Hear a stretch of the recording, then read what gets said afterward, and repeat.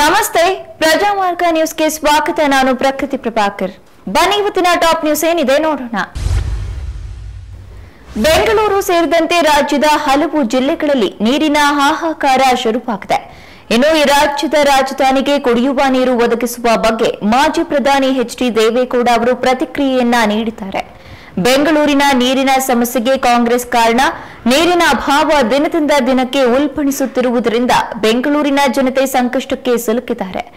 ಆದ್ದರಿಂದ ಹೇಮಾವತಿ ನದಿಯ ನೀರನ್ನ ನಗರಕ್ಕೆ ಬಳಸಬೇಕು ಎಂದು ಸೂಚಿಸುತ್ತಾರೆ. ಗ್ಯಾರಂಟಿ ಸಮೀಕ್ಷೆಗೆ ಅಂಗನವಾಡಿ ಮತ್ತು ಆಶಾ ಕಾರ್ಯಕರ್ತೆಯರನ್ನ ನಿಯೋಜಿಸುವ ಸರ್ಕಾರದ ನಿರ್ಧಾರವನ್ನ ಮಾಜಿ ಸಿಎಂ ಎಚ್.ಡಿ. ಕುಮಾರಸ್ವಾಮಿ ಖಂಡಿಸಿದ್ದಾರೆ. ಇದು ಸರ್ಕಾರದ ಲಜ್ಜೆಗೇಡಿತನದ ಪರಮಾವಧಿ ಎಂದು ಆಕ್ರೋಶವನ್ನ ವ್ಯಕ್ತಪಡಿಸಿದ್ದಾರೆ.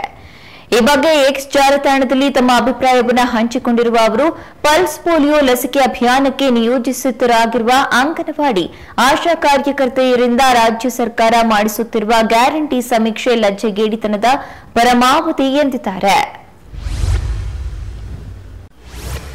ವಿಧಾನಸೌಧದ ಆವರಣದಲ್ಲಿ ಪಾಕಿಸ್ತಾನ ಪರ ಘೋಷಣೆ ಕೂಗಿದ ಆರೋಪ ಪ್ರಕರಣಕ್ಕೆ ಸಂಬಂಧಿಸಿದಂತೆ ಈಗಾಗಲೇ 3 ಆರೋಪಿಗಳನ್ನು ಬಂಧಿಸಲಾಗಿದೆ.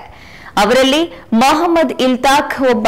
ಈ ಕುರಿತು ಎಕ್ಸ್ನಲ್ಲಿ ಪೋಸ್ಟ್ ಹಂಚಿಕೊಂಡಿರುವ ಆರ್ ಅಶೋಕ್, ವಿಧಾನಸೌಧದಲ್ಲಿ ಪಾಕಿಸ್ತಾನ ಜಿಂದಾಬಾದ್ ಘೋಷಣೆ ಕೂಗಿದ ಶಂಕಿತ ಮೊಹಮ್ಮದ್ ಇಲ್ತಾಖ್ ಕಾಂಗ್ರೆಸ್ ನಾಯಕ ರಾಹುಲ್ ಗಾಂಧಿ ಅವರ ಆಪ್ತನಾಗಿದ್ದು, ಕರ್ನಾಟಕದಲ್ಲಿ ಭಾರತ್ ಜೋಡೋ ಯಾತ್ರೆ ನಡೆದಾಗ ಕೂಡ ರಾಹುಲ್ ಗಾಂಧಿ ಜೊತೆ ಪಾಲ್ಗೊಂಡಿದ್ದ ಎಂದಿದ್ದಾರೆ. ಅನ್ನದಾತನಿಗೆ ಆಸರಿಯಾಗುವುದು ಸರ್ಕಾರದ ಆದ್ಯತೆ ಮಾತ್ರವಲ್ಲ, ಬದ್ಧತೆಯೂ ಕೂಡ ಹೌದು ಎಂದು ಮುಖ್ಯಮಂತ್ರಿ ಸಿದ್ದರಾಮಯ್ಯ ತಿಳಿಸಿದ್ದಾರೆ. ಬೆಂಗಳೂರಿನಲ್ಲಿ ಮಾತನಾಡಿದ ಅವರು, ಪ್ರಸಕ್ತ ವರ್ಷ ಬರದಿಂದ ಸಂಕಷ್ಟದಲ್ಲಿರುವ ನಾಡಿನ ಅನ್ನದಾತರ ಕೈ ಹಿಡಿಯುವ ಪ್ರಾಮಾಣಿಕ ಪ್ರಯತ್ನವನ್ನ ನಮ್ಮ ಸರ್ಕಾರ ಮಾಡಿದೆ. ಕೃಷಿ ಕ್ಷೇತ್ರದ ಸರ್ವೋತ್ತಮುಖ ಬೆಳವಣಿಗೆಗಳನ್ನು ಆಧಾರವಾಗಿಟ್ಟುಕೊಂಡು 2024-25ನೇ ಸಾಲಿನ ಬಜೆಟ್ನಲ್ಲಿ 10 ಹಲವು ವಿನೂತನ ಕಾರ್ಯಕ್ರಮಗಳನ್ನು ಘೋಷಣೆ ಮಾಡಿದ್ದೇವೆ ಎಂದರು. 2024ರ ಲೋಕಸಭಾ ಚುನಾವಣೆಯ ಹಿನ್ನೆಲೆಯಲ್ಲಿ ಇಂದೇ ರಾಜ್ಯದ ಎಲ್ಲಾ ಕ್ಷೇತ್ರಗಳಿಗೂ ಅಭ್ಯರ್ಥಿಗಳ ಘೋಷಣೆ ಮಾಡುವ ಸಾಧ್ಯತೆ ಇದೆ ಎಂದು ಬಿಎಸ್ ಯಡಿಯೂರಪ್ಪ ಹೇಳಿದ್ದಾರೆ. ಮಾಧ್ಯಮಗಳ ಮುಂದೆ ಮಾತನಾಡಿದ ಅವರು, ಈಗಾಗಲೇ ಬಿಜೆಪಿ ತನ್ನ ಮೊದಲ ಪಟ್ಟಿ ಬಿಡುಗಡೆ ಮಾಡಿದೆ. ಅದರಲ್ಲಿ ರಾಜ್ಯದ ಯಾವುದೇ ಕ್ಷೇತ್ರಕ್ಕೂ ಅಭ್ಯರ್ಥಿಗಳನ್ನ ಘೋಷಿಸಿಲ್ಲ. ಆದರೆ 2ನೇ ಪಟ್ಟಿಯಲ್ಲಿ ರಾಜ್ಯದ ಕ್ಷೇತ್ರಗಳಿಗೆ ಅಭ್ಯರ್ಥಿಗಳ ಆಯ್ಕೆಯಾಗುವ ನಿರೀಕ್ಷೆ ಇದೆ ಎಂದಿದ್ದಾರೆ. ರಾಜ್ಯದ 28 ಲೋಕಸಭಾ ಕ್ಷೇತ್ರಗಳ ಪೈಕಿ 25 ಕ್ಷೇತ್ರದಲ್ಲಿ ಅಧಿಕೃತವಾಗಿ ಬಿಜೆಪಿ ಅಭ್ಯರ್ಥಿಗಳೇ ಕಣಕ್ಕಿಳಿಯಲಿದ್ದಾರೆ ಎಂದು ಯಡಿಯೂರಪ್ಪ ಸ್ಪಷ್ಟಪಡಿಸಿದ್ದಾರೆ. ಮಾಧ್ಯಮಗಳ ಮುಂದೆ ಮಾತನಾಡಿದ ಅವರು, ಹೈಕಮಾಂಡ್ ನಾಯಕರು ಈಗಾಗಲೇ ಎಚ್ಡಿಕೆ ಜೊತೆಗೆ ಮೈತ್ರಿ ಸಂಪೂರ್ಣವಾಗಿ ಆಡಿದ್ದಾರೆ. ಅವರಿಗೆ 3 ಸ್ಥಾನ ಬಿಟ್ಟುಕೊಡುವುದಾಗಿ ತಿಳಿಸಿದ್ದಾರೆ. ಈ ಮೂಲಕ 28ರಲ್ಲಿ 3 ಕ್ಷೇತ್ರಗಳನ್ನ ಬಿಟ್ಟರೆ ಬಾಕಿ 25 ಕ್ಷೇತ್ರಗಳಲ್ಲಿ ಬಿಜೆಪಿ ಅಭ್ಯರ್ಥಿಗಳೇ ಸ್ಪರ್ಧಿಸಲಿದ್ದಾರೆ ಎಂದಿದ್ದಾರೆ.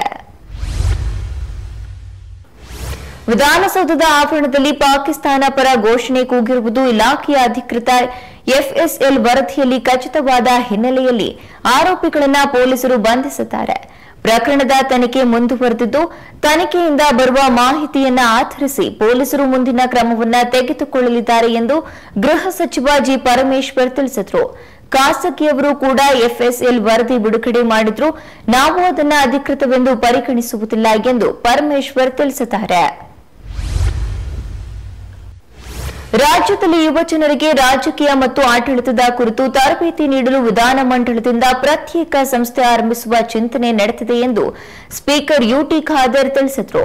ಕಾನೂನು ಮತ್ತು ಸಂಸದೀಯ ಸುಧಾರಣಾ ಸಂಸ್ಥೆಯಿಂದ ರಾಜ್ಯದ ಕಾನೂನು ಕಾಲೇಜುಗಳ ಆಯೋಜಿಸಿದ್ದ ಮಾದರಿ ವಿಧಾನಸಭಾ ಅಧಿವೇಶನದ ಸಮಾರೋಪ ಸಮಾರಂಭದಲ್ಲಿ ಮಾತನಾಡಿದ ಅವರು, ರಾಜಕೀಯ ಕ್ಷೇತ್ರದಲ್ಲಿ ಆಸಕ್ತಿ ಹೊಂದಿರುವ ಯುವಜನರಿಗೆ ಸೂಕ್ತ ತರಬೇತಿ ದೊರೆತರೆ ಉತ್ತಮ ನಾಯಕತ್ವ ಸೃಷ್ಟಿಯಾಗಲು ಸಾಧ್ಯವಾಗುತ್ತದೆ ಎಂದಿದ್ದಾರೆ. ಬೆಂಗಳೂರಿನ ರಾಮೇಶ್ವರಂ ಕೆಫೆಯಲ್ಲಿ ಸ್ಫೋಟ ಸಂಭವಿಸಿ 5 ದಿನ ಕಳೆದರೂ ಕೂಡ ಇನ್ನೂ ಆರೋಪಿಯ ಸುಳಿವು ಸಿಕ್ಕಿಲ್ಲ. ಆರೋಪಿಯ ಸುಳಿವು ಬೆನ್ನತ್ತಿ ಹಲವು ಆಯಾಮಗಳಲ್ಲಿ ಸಿಸಿಬಿ ತನಿಖೆ ನಡೆಸುತ್ತಿದೆ. ಆರೋಪಿಯ ಪತ್ತೆಗೆ ಮ್ಯಾಪಿಂಗ್ ಸಹ ನಡೆಸಲಾಗಿದೆ. ಆರೋಪಿ ಬಂದು ಹೋದ ಮಾರ್ಗಗಳಲ್ಲಿ ಹಾಗೂ ಸುತ್ತಮುತ್ತಲಿನ ಏರಿಯಾಗಳಲ್ಲಿ ಮ್ಯಾಪಿಂಗ್ ನಡೆಸಲಾಗ್ತಾ ಇದೆ. ಇನ್ನು ಆರೋಪಿ ಎಲ್ಲಿಂದ ಪ್ರಯಾಣ ಶುರು ಮಾಡಿದ ಅಥವಾ ಎಲ್ಲಿ ಪ್ರಯಾಣವನ್ನ ಕೊನೆಗೊಳಿಸಿದ್ದಾನೆ ಎಂದು ಶೋಧಿಸಲಾಗ್ತಾ ಇದೆ.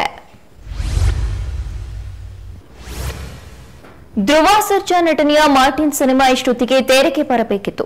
ಮಾರ್ಟಿನ್ ನಂತರ ಶುರುವಾಗಿದ್ದ ಕೇಡಿ ಈಗಾಗಲೇ ಶೂಟಿಂಗ್ ಕಂಪ್ಲೀಟ್ ಮಾಡಿದೆ. ಇದೀಗ ಮಾರ್ಟಿನ್ ಕೂಡ ಚಿತ್ರೀಕರಣವನ್ನ ಮುಗಿಸಿದ್ದು, ಕೆಲ ತಿಂಗಳ ಹಿಂದೆ ಪ್ಯಾನ್ ಇಂಡಿಯಾ ಪ್ರೆಸ್ ಮೀಟ್ ಮಾಡಿ ಮಾರ್ಟಿನ್ ಚಿತ್ರದ ಕೆಲವು ಅಪ್ಡೇಟ್ಗಳನ್ನ ನೀಡಲಾಗಿತ್ತು. ಈಗ ಮತ್ತೆ ಅದರ ಅಪ್ಡೇಟ್ಗಳನ್ನ ಅಭಿಮಾನಿಗಳು ಕೇಳ್ತಾ ಇದ್ದಾರೆ. ಯಾವಾಗ ಸಿನಿಮಾ ಬಿಡುಗಡೆ ಮಾಡುವುದು ಎನ್ನುವ ಪ್ರಶ್ನೆಯನ್ನ ಮುಂದಿಟ್ಟಿದ್ದಾರೆ. ಮತ್ತೊಂದು ಕಡೆ ಕೇಡಿ ಚಿತ್ರೀಕರಣ ಮುಕ್ತಾಯವಾಗಿತ್ತು. ಇದೇ ವರ್ಷ ರಿಲೀಸ್ ಮಾಡುವುದಾಗಿ ನಿರ್ದೇಶಕ ಪ್ರೇಮ್ ಘೋಷಣೆಯನ್ನ ಮಾಡಿದ್ದಾರೆ. ಅದಕ್ಕೆ ಸಿದ್ಧತೆಯನ್ನ ಮಾಡಿಕೊಳ್ಳಲಾಗ್ತಾ ಇದೆ. ಮೊದಲು ಯಾವ ಸಿನಿಮಾ ಬರಲಿದೆ ಎನ್ನುವ ಪ್ರಶ್ನೆ ಇದೀಗ ಮೂಡಿದೆ. ಇದೆಷ್ಟು ಈ ದಿನದ ಟಾಪ್ ನ್ಯೂಸ್. ವಿನೂತನ ಸುದ್ದಿಗಾಗಿ ನೋಡ್ತಾ ಇರಿ ಪ್ರಜಾಮಾರ್ಗ ನ್ಯೂಸ್. ಇದು ಜನಸಾಮಾನ್ಯರ ಧ್ವನಿ.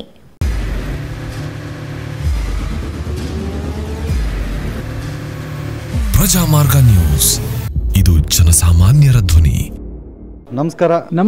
ನೀವು ನೋಡ್ತಾ ಇದ್ದೀರಾ ಪ್ರಜಾಮಾರ್ಗ ನ್ಯೂಸ್. ರಾಷ್ಟ್ರದ ರಾಜ್ಯದ ರಾಜಕೀಯದ ಬಗ್ಗೆ ಹೆಚ್ಚಿನ ಸಿನಿಮಾ ಅಪ್ಡೇಟ್ಗಳಿಗಾಗಿ ಫಸ್ಟ್ ಲೈಕ್ ಮಾಡಿ, ಸಬ್ಸ್ಕ್ರೈಬ್ ಆಗಿ, ಹಾಗೆ ಫಾಲೋ ಕೂಡ ಮಾಡಬೇಕು.